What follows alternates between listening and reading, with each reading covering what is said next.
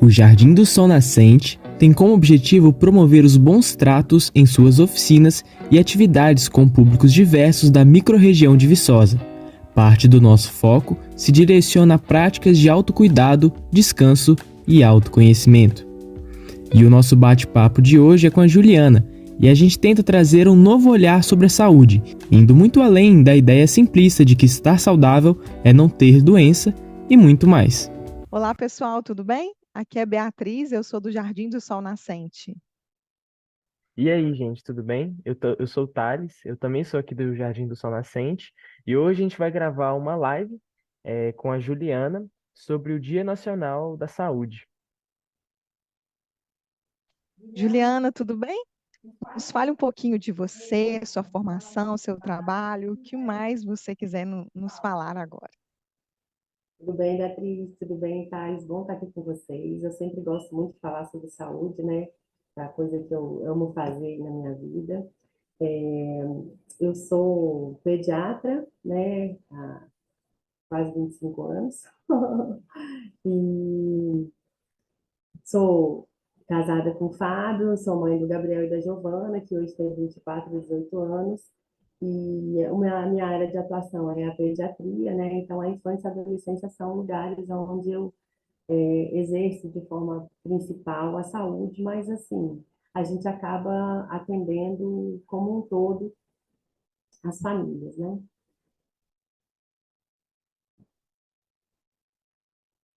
Bom, então vamos lá para as nossas perguntas, né?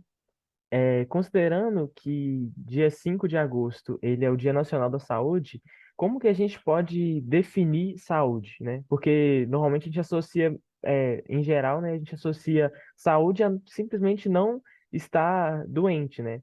E você fazer esse trabalho aí sobre saúde relacionado a estar à mesa. Então, a partir disso, como é que a gente pode definir o que é saúde?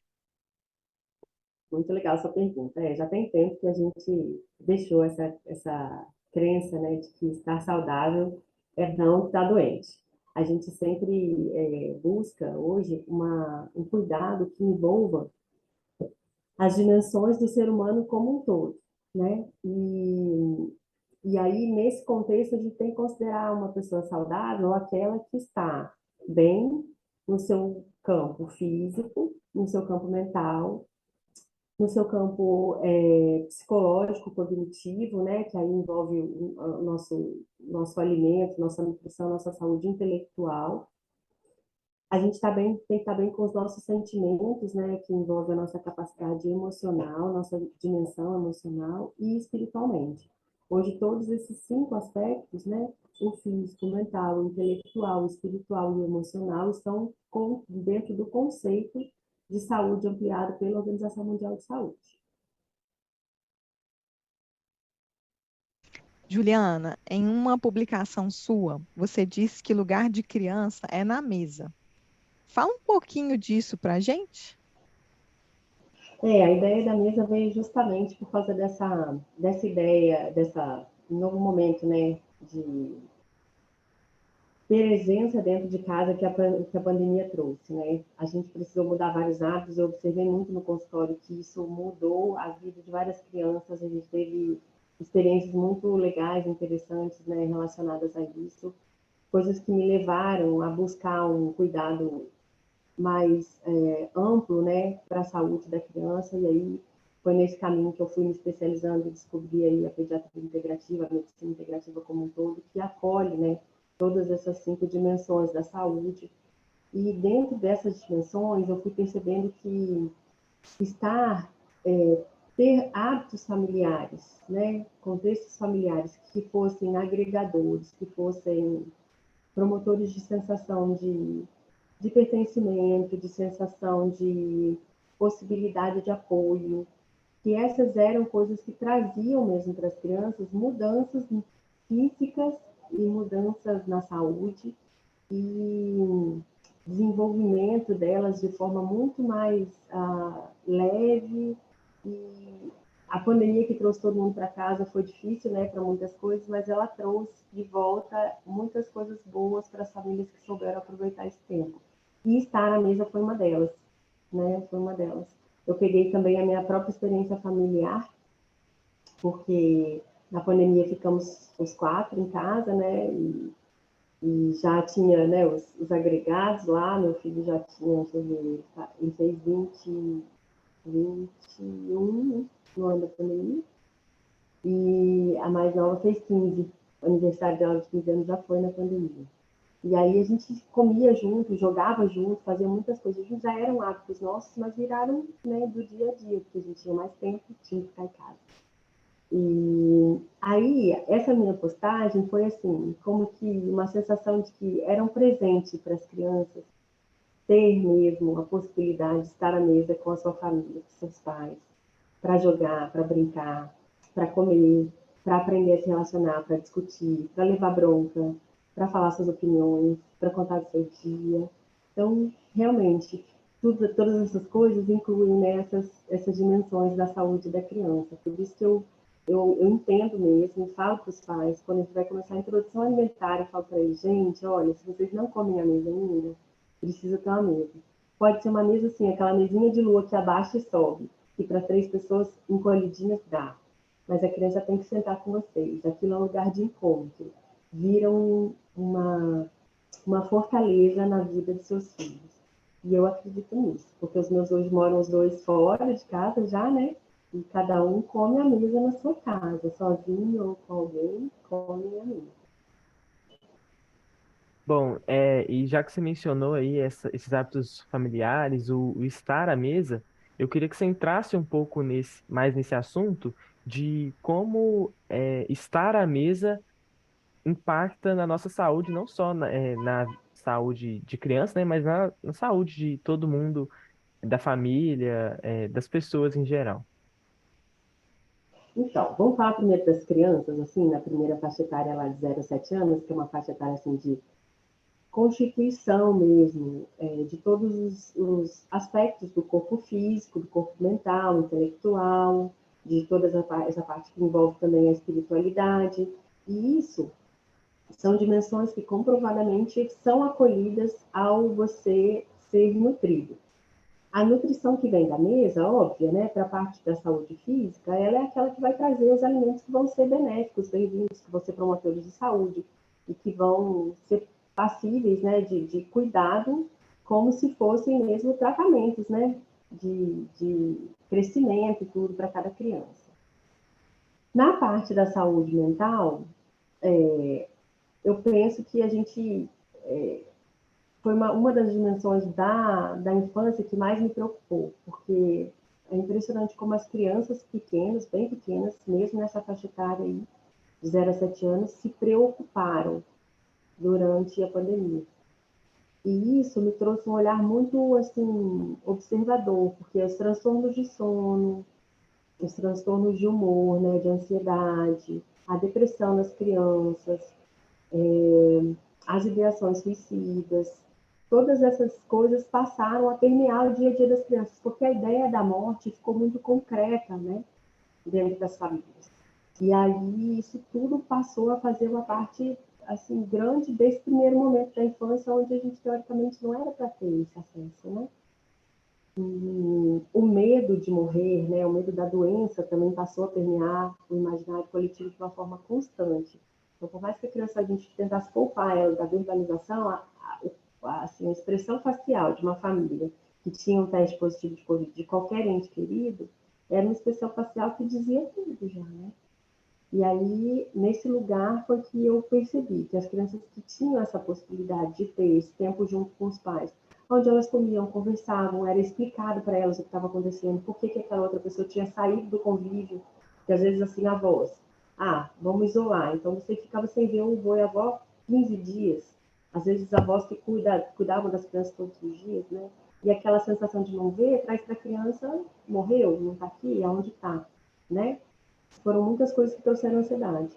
E, e aí eu entendo assim que quando a gente vai olhando para cada aspecto, a gente consegue encontrar mesmo o cuidado que pode envolver cada pedaço das famílias que está lá nesse lugar de reunião, que é o tempo da refeição, ou o tempo do jogo, ou o tempo de fazer a lição. Se você tem uma mesa só na casa, Seu filho faz lição naquele lugar, você tem que respeitar aquele espaço naquela hora. Então, também é um cuidado de exercício, né? Emocional, cognitivo, intelectual.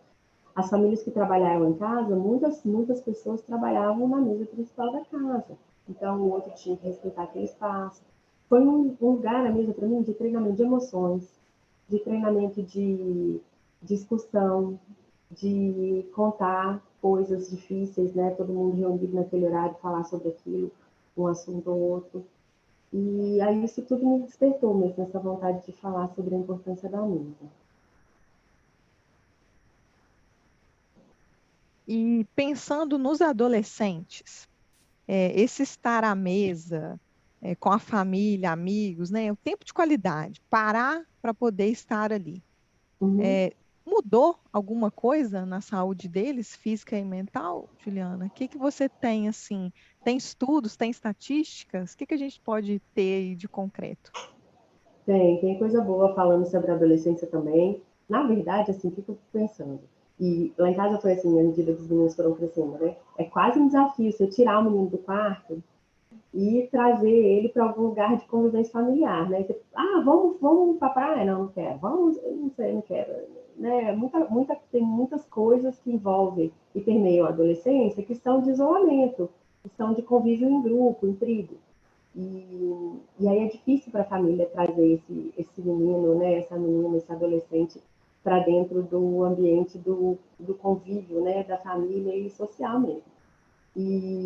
Mas fome traz, né? Fome traz. Então, se você não autoriza que seus filhos façam as refeições principais no quarto, e aí você pode alegar o que quiser, até que você quer que não fique sujo, enfim, o que for, é um jeito de você trazer eles para fora, e aí entra tudo que é muito legal, né? Então, assim, a gente pode dimensionar isso quando você olha para essas estatísticas assim, as nacionais, né? Nesse momento, a gente tem a principal causa de morte, na verdade, assim, o suicídio já é a principal causa, a segunda maior causa de morte, de 15 a 19 anos. É muito sério isso, né? E é uma fase, né, onde você ainda está em maturação cerebral, né? Então a gente entende que ainda é um indivíduo que precisa ser apoiado, sustentado, suportado, e que de alguma forma a gente perdeu essa possibilidade de trazer saúde nesse âmbito tão importante que é o emocional e o mental. E aí, por causa disso, né, pesquisando sobre isso, eu fui vendo coisas que seriam promotoras de saúde, né, que seriam formas de diminuir os caminhos que levam ao suicídio, né?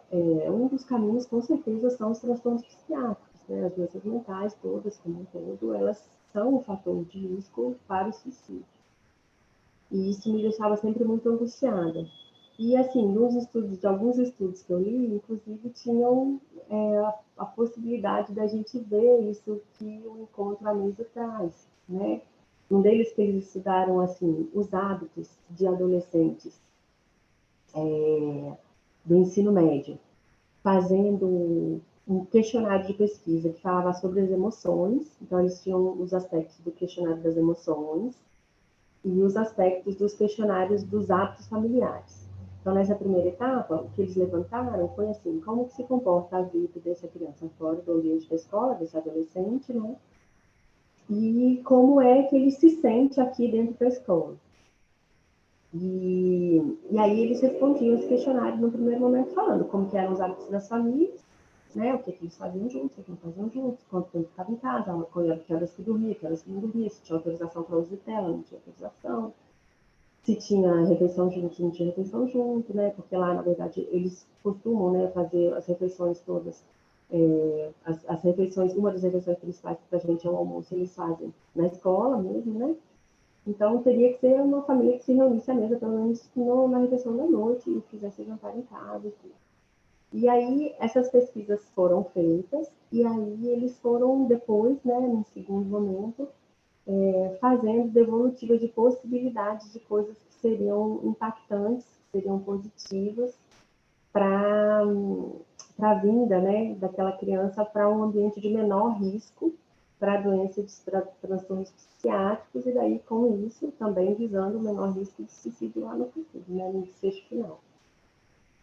E aí, depois de 4 semanas buscando essas intervenções, uma das intervenções propostas para as famílias era justamente, eles fizeram um levantamento, apresentaram às famílias, né, das sensações, e aí uma das intervenções era justamente fazer as refeições à mesa, pelo menos uma vez ao dia, refeições juntas, né? E a gente fala mesa porque, né, é o melhor jeito. E aí, os questionários dos alunos, né, que tiveram essa prática, conseguiram fazer essa prática ao longo dessas 4 semanas, foram questionários que mostraram uma melhora, uma mudança muito grande nas sensações sobre como você se sente em relação ao outro, em relação a você mesmo, e quais são as suas expectativas assim para o futuro, né? Que são coisas muito importantes de um adolescente ter, né? Objetivos, expectativas. A gente precisa sonhar, almejar alguma coisa para poder estar saudável no nosso campo intelectual e no nosso campo mesmo de emocional, né? Precisa almejar coisa. A adolescência é uma fase de transição, a gente tem que querer alguma coisa. E esses estudos mostraram isso, que quem conseguiu fazer nesse período de 4 semanas as refeições dessa forma, junto em família, teve diminuição dos fatores que eles consideraram como fatores de risco para doenças e transtornos psiquiátricos. E aí, junto disso, vendo uma outra abordagem, né, que é relativa assim, à consequência final, né, dessa não saúde mental nos adolescentes e na infância também, né, porque o suicídio hoje, infelizmente, já permeia também a infância, né, de uma forma bem mais frequente do que a gente imagina, do que a gente gostaria. Tem uma outra fala, né, um texto, né, que eu li, até do Tiago Zortea, que é uma das pessoas assim, que eu mais presto atenção quando fala sobre suicídio. Ele é um pesquisador que até é aqui do Espírito Santo, né, da cidade onde eu moro agora, e ele é pesquisador da Universidade de Glasgow, que é um dos lugares do mundo que mais pesquisa sobre suicídio. E ele diz num texto dele que existem 2 sensações que precedem a ideação suicida, que são a sensação de desesperança, né, de assim, entender que eu não tenho mais nenhuma perspectiva, né, eu não tenho um plano para o futuro, né, então essa sensação de desesperança, assim, de você estar aprisionado, encurralado, e assim, estou sem saída. Então essa é uma sensação. E a outra sensação é a sensação de você ter fracassado, ter sido derrotado em algum aspecto da sua vida. Então, assim, o fracasso e essa desesperança, essa sensação de ser prisioneiro, daqui eu não tenho para onde ir, eu não tenho saída desse lugar, são 2 sensações que precedem a ideação suicida. Em qualquer indivíduo, adulto, criança ou adolescente.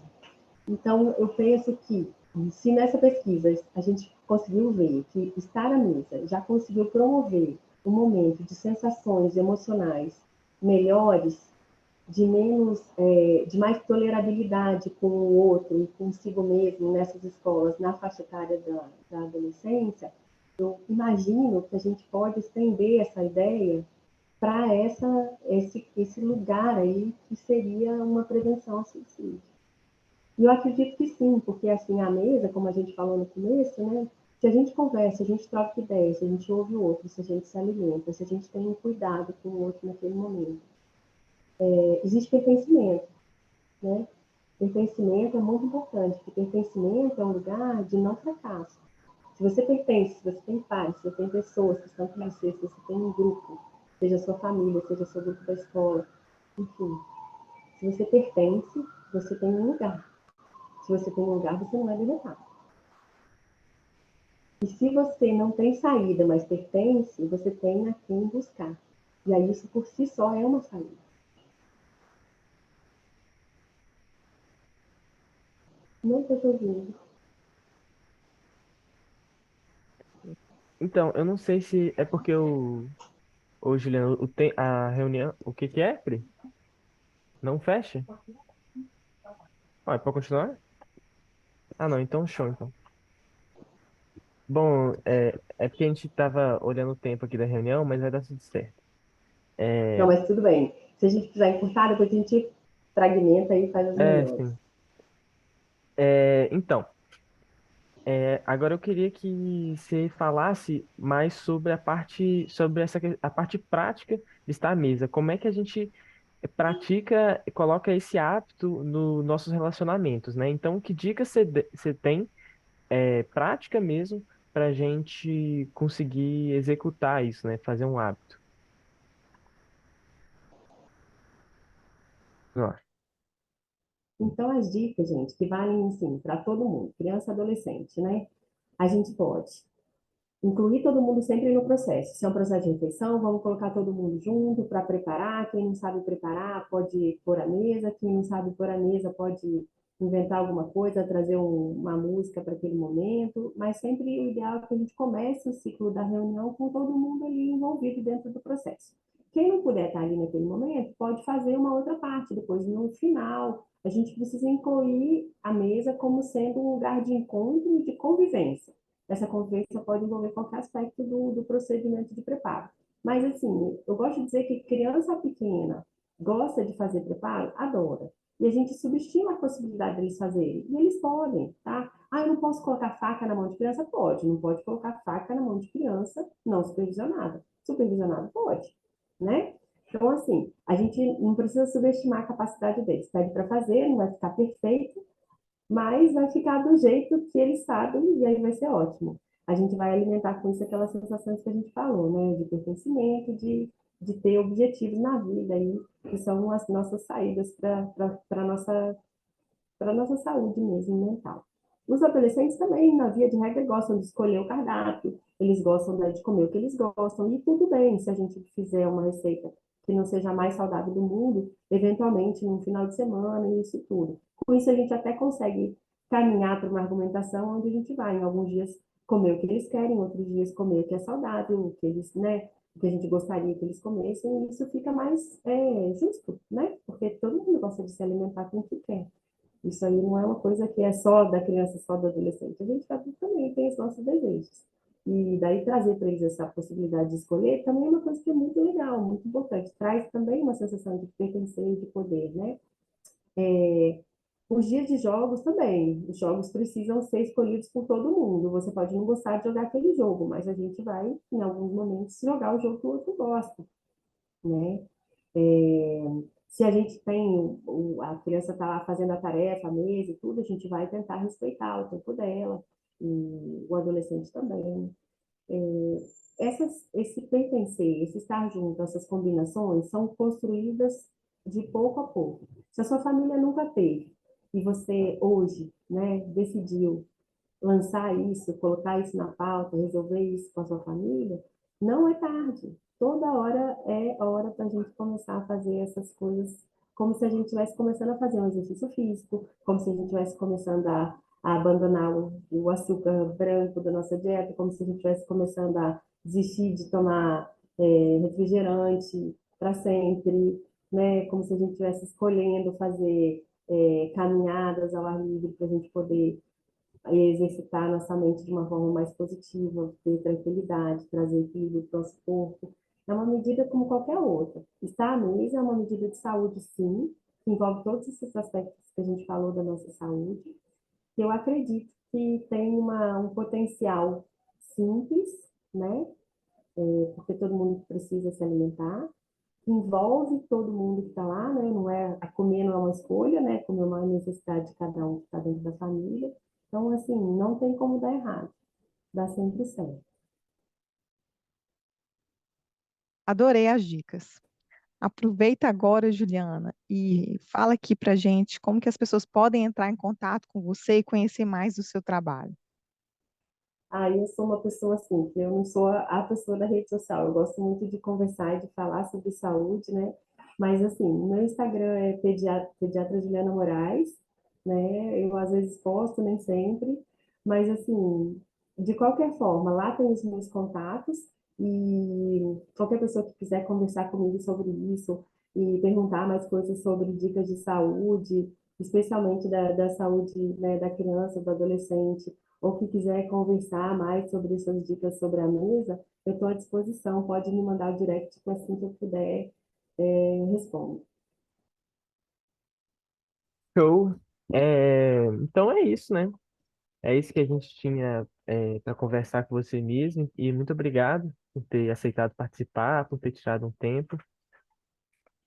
Foi muito bom. Joia, gente. Eu que agradeço, né, a oportunidade de estar aqui falando dessa parte que eu gosto tanto.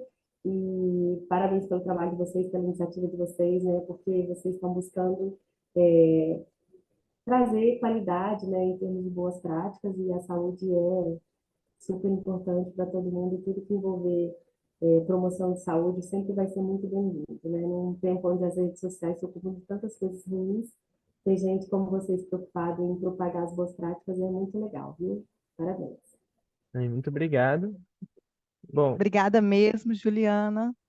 Eu já tive a oportunidade de ouvir falar pessoalmente algumas coisas que você falou hoje aqui, e eu posso dizer que isso faz diferença na nossa vida, eu já tenho colocado em prática, e o que a gente espera é que as pessoas que estejam assistindo também possam fazer isso, né? Que o Jardim do Sol Nascente quer promover esses bons tratos entre família, amigos e todos. Joia, Obrigada gente. mesmo por você ter tirado esse Vamos tempo para falar com a juntos. gente. Imagina, vamos juntos, gente. Tchau. Tchau, tchau. Obrigado. obrigada.